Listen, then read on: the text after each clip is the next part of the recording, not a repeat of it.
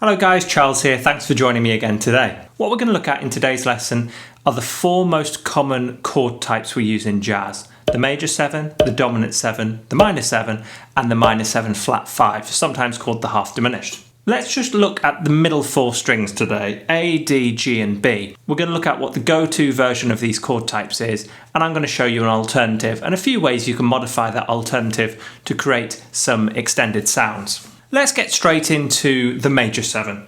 So I'm going to do this in E, and that gives us the major 7 would be on the 7th fret, and the common shape we all go for is 7, 9, 8, 9.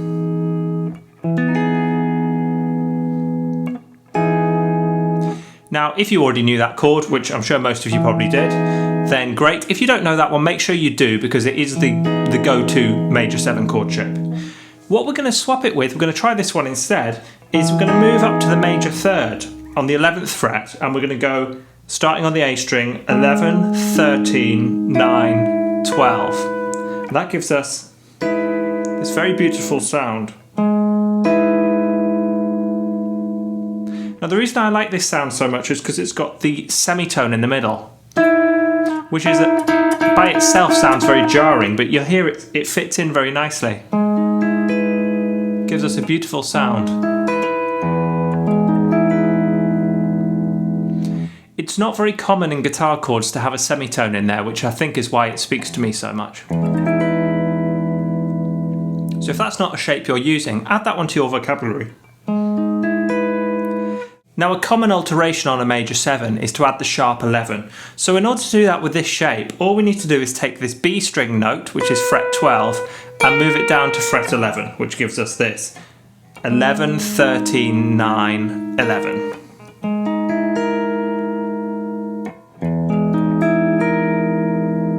Which is suitably mysterious. Characteristic of the major 7 sharp 11. Let's look at the dominant 7 chord next. We'll stick to E. So E7 would normally go the most common shape in these middle four strings, 7, 9, 7, 9. You're probably familiar with that chord shape.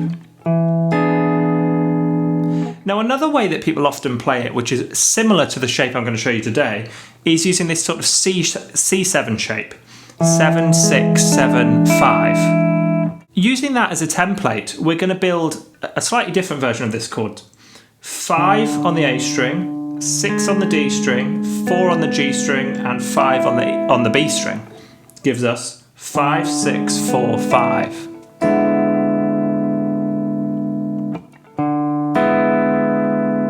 Now the reason I like this one so much is because we've got the tritone at the bottom, in the kind of baritone range of the guitar, whereas in this version of the chord, the tritone is at the top, in the sort of treble range of the guitar, which is a little bit dance macabre.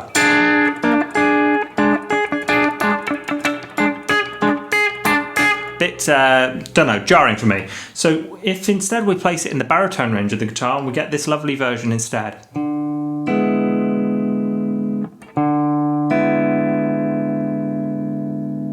Now a nice way that we can alter this chord is to simply slide this B note up to the 5th fret, but rather than actually physically sliding that finger, which requires your fingers to overlap, we can simply bar the 5th fret and go 5, 6, 5, 5. And that gives us an E altered sound with that raised 5th. And we could add other variations on that as well. For example, we could add the 7th fret on the B string for the 9, or the 6th fret for a flat 9, or the 8th fret for a sharp 9, which is really juicy stuff. Minor 7 chord next, we'd normally play this 7, 9, 7, 8. That's kind of the go-to shape. Instead, we're going to move down a tone, which is 2 frets. 1 fret is a semitone, so 2 semis equals a whole. And we're going to go 5, 5, 4, 5 for an E minor 7. Now I think the reason I like this one so much is it has a quartal character to it. I think it's because it matches the top 4 strings of the guitar. Now, the top 4 strings of the guitar are not actually quartal because 2 of them are a third apart. G and B are only a third apart. However, because we're so used to that, the sound of an open guitar, it kind of, I don't know, seems quartal to me. Now, variations on this chord type, we can move our first finger, which is currently on the G string, down to the 2nd fret in this instance, which obviously I'm quite near the bottom of the guitar here, so it's getting quite a stretch, but I'm going 5, 5, 2, 5, which gives us that minor 11, or you might call it a sus sound. Now that's a very trendy sound at the minute. You'll see guys like Tom Quayle and Tim Miller doing this sort of chord shape where you go, so we can get a similar effect here.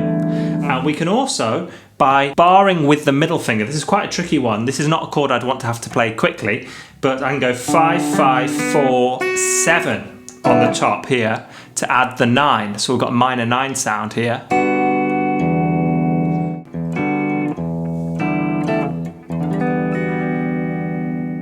And finally, a minor 7 flat 5, also known as a half diminished. Let's stay in E for this. The go-to chord shape would be 7, 8, 7, 8 on these middle 4 strings. Again, probably a chord you already knew.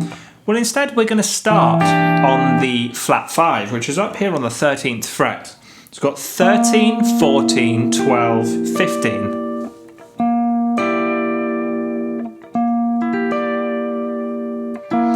Now, I think I particularly like this chord shape because it's got, again, that tritone on the bottom, but at the top, it's got that kind of open 5th power chord sound. Now, we talked about this in the most recent Eric Johnson video. How Eric uses these open 5ths quite a lot in his playing, and I think this chord, for me, is reminiscent of that. Now, to add a simple variation onto this, it's a bit of a stretch, but all we need to do is the D string note, which is currently fret 14, we're going to move that up a tone, and that's going to be fret 16. So we've now got 13, 16, 12, 15. And we've managed to incorporate that semitone here. So this is a minor 9 flat 5. Which is a lovely sound. And the minor 9 flat 5 is evocative of the melodic minor scale.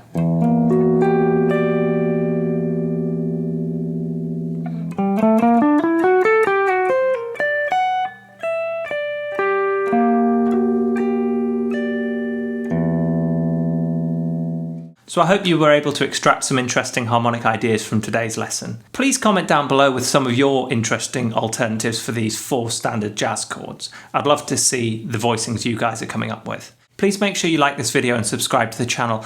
If you do like any of my videos, please do go to my playlists because you'll find I've grouped them hopefully quite logically, and if you like one of them, you'll probably like similar videos in the same playlist. So make sure you do go and browse through some of the old stuff.